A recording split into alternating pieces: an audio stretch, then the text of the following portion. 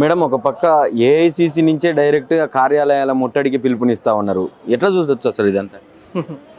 అంత చేతగానితనం. అంటే మనం ఏం చేస్తాం అంటే ఏం చేసిన ఓట్ చోరీ అని అన్నారు, దానికి కౌంటర్ దొరికింది, దానికి క్లారిఫికేషన్ వచ్చింది. రకరకాలుగా ఇన్ని రకాల రాజ్యాంగం పట్టుకొని అదేదో చేస్తున్నాం అని అన్నారు. ఏది చేసినా కూడా అసలు వాళ్ళకు అవకాశం దొరకట్లేదు, అంటే బీజేపీని బ్లేమ్ చేయడానికి.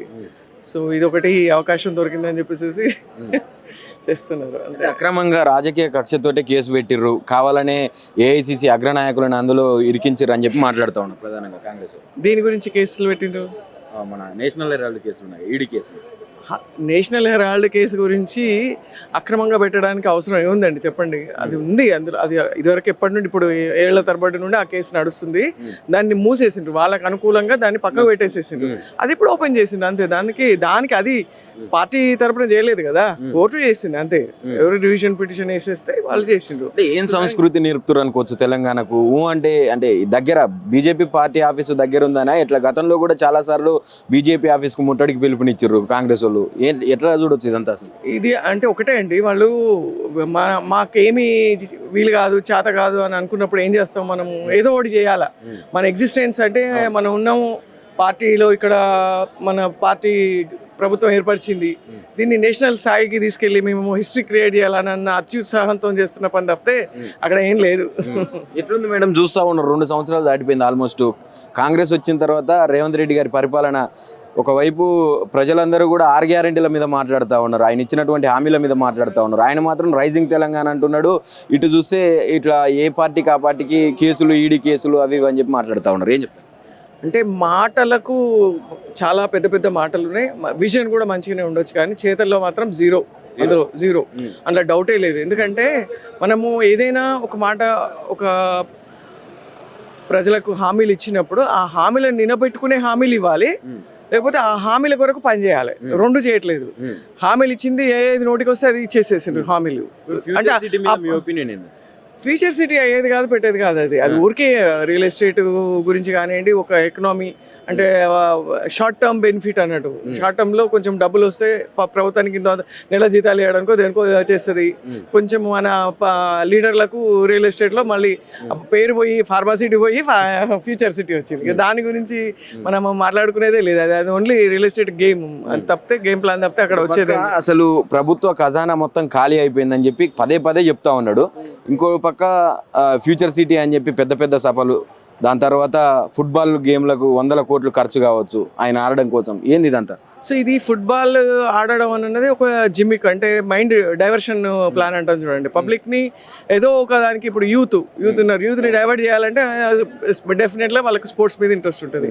సో దానికి డైవర్ట్ చేసే టెక్నిక్ తప్పితే అక్కడ వచ్చేది ఏం లేదు. డైవర్షన్లో భాగమేనా ఈ ఫుట్బాల్? మెస్సీ 100% డైవర్షన్లో భాగమే. అలా ఇక్కడ మనం ఏదో మాట్లాడుతున్నాము, ఇక్కడ 6 గ్యారెంటీలు ఫెయిల్ అవ్వాలని చూస్తున్నాము. ఎలక్షన్ ముందు తీసుకొచ్చి ఆయన గేమ్స్ పెట్టిండ్రు, అంటే డైవర్షన్ గేమ్. అక్కడ సోషల్ మీడియాలో కానీ ఏదైనా కానీ డైవర్షన్ గేమ్ ప్లాన్ మాత్రం జరుగుతుంది తప్పితే రియల్ గా కన్స్ట్రక్టివ్ వర్క్ అనేది జరగట్లేదు. అది ఓవరాల్ గా ఏం చెప్తారు? ఒక పక్క సంవిధానం పట్టుకొని అగ్రనేత రాహుల్ గాంధీ తిరుగుతూ ఉంటాడు, ఇటు పక్క కార్యాలయాల ముట్టడికి పిలుపులు కావచ్చు, ఎవరు మాట్లాడిన కేసులు కావచ్చు, జర్నలిస్టుల మీద కూడా అక్రమంగా కేసులు బనాయిస్తూ ఉన్నది ఇప్పుడు ఉన్నటువంటి ప్రభుత్వం. ఏం చెప్పాలనుకుంటున్నారు? ఓవరాల్గా ఏంటంటే ప్రజలు, చదువుకున్న వాళ్ళందరూ కూడా చదువుకున్న వాళ్ళు కాదు, ప్రతి ఓటు హక్కు ఉన్న వాళ్ళందరికీ కూడా ఇవాళ రేపు సోషల్ మీడియా వల్ల ఎవరు ఏం చేస్తున్నారు అన్నది అర్థమవుతుంది. వీళ్ళు ఎన్ని జిమ్మిక్కులు చేసినా కూడా ప్రజలు అర్థం చేసుకొని కేంద్రంలో ప్రభుత్వం ఏర్పరిచే దిశగా కానివ్వండి, ప్రభుత్వాలు కొన్ని రాష్ట్రాల్లో ఏర్పరిచే దిశగా కానీ పోవట్లేదు. ఎక్కడో 1-2 అడపదడప ఇట్లా ఇప్పుడు మన తెలంగాణలో అయినట్టుగా తప్పితే మిగతా దగ్గర లేదు. సో దీన్ని నమ్మించడానికి కానివ్వండి, డైవర్ట్ చేసేసి ఇంకో రకంగా అటెన్షన్ క్రియేట్ చేసుకోవడానికి జరుగుతున్న ప్రయత్నం తప్పితే అక్కడ ప్రాపర్ లీడర్షిపే లేదు. అసలు లీడర్షిప్ కాదు, విజన్ ఉందా చెప్పండి? కాంగ్రెస్కి ఏం విజన్ ఉంది చెప్పండి? ఒక ఆపోజిషన్ పార్టీని మనము నిలదీయడం అన్నది హక్కు, ఎవరికైనా ప్రతిపక్షాల హక్కు. అది ఆ హక్కుని మనం ఏమీ మాట్లాడట్లేదు. నీ హక్కులో భాగమే ఉండాలి, నీకు ఒక కన్స్ట్రక్టివ్ పని అన్నది ఉండాలి. కన్స్ట్రక్టివ్ వర్క్ ఎక్కడుంది?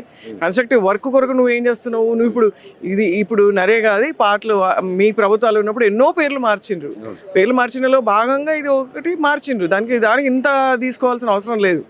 సో అది దాని గురించి మనము వాళ్ళు ఓన్లీ ఏంటంటే వాళ్ళ సర్వైవల్ ఫర్ ఎగ్జిస్టెన్స్ అంటాం చూడండి. ఏం చేద్దా మనము ప్రజల్లోకి పోతాము, ప్రజలు మమ్మల్ని ఆదరిస్తారు అని అన్న ఆతృతతో చేసే పని తప్పితే దీని దీనివల్ల అయ్యేది ఏమీ లేదు, పెట్టేది లేదు. స్వాగతిస్తున్నారా ఫైనల్ గా? ఏంటిది స్వాగతించేది? ముట్టడి ముట్టాడా? 100% మేము రెడీగానే ఉన్నాం. రమ్మనండి, ఎంతమంది వస్తారో రమ్మనండి. దేనికి వచ్చి చేసేది ఏంటిది? వాళ్ళు వస్తే మేము కూడా పోతాం, రేపు మేము కూడా వెళ్తాం వాళ్ళ ఆఫీస్కు. ఏముంది దానికి?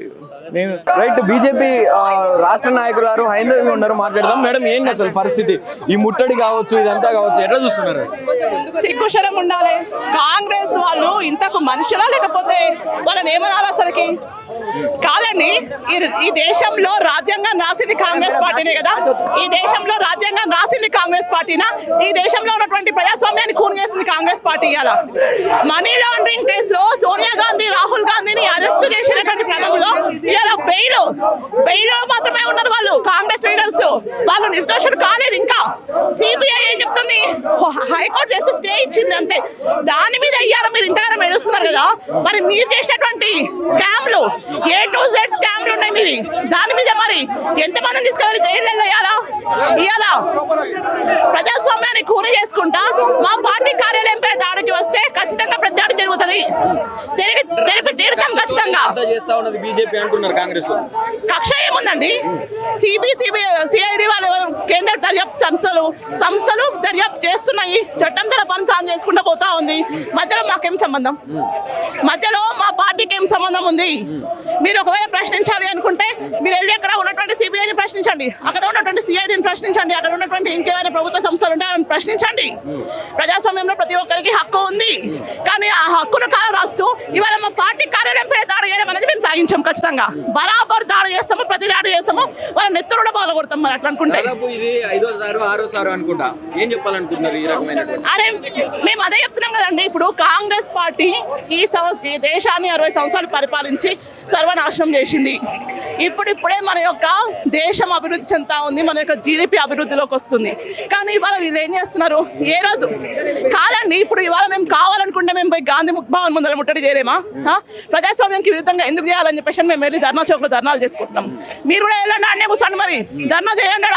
నిజంగా మీకు సోనియా గాంధీ, రాహుల్ గాంధీకి మీరు నిర్దోషులుగా కావాలి అనుకున్నప్పుడు వెళ్ళి అక్కడ కూర్చొని ధర్నా చేయండి. మా పార్టీ కార్యాలయం ఉంది కాదు కదా చేయాల్సింది ధర్నా.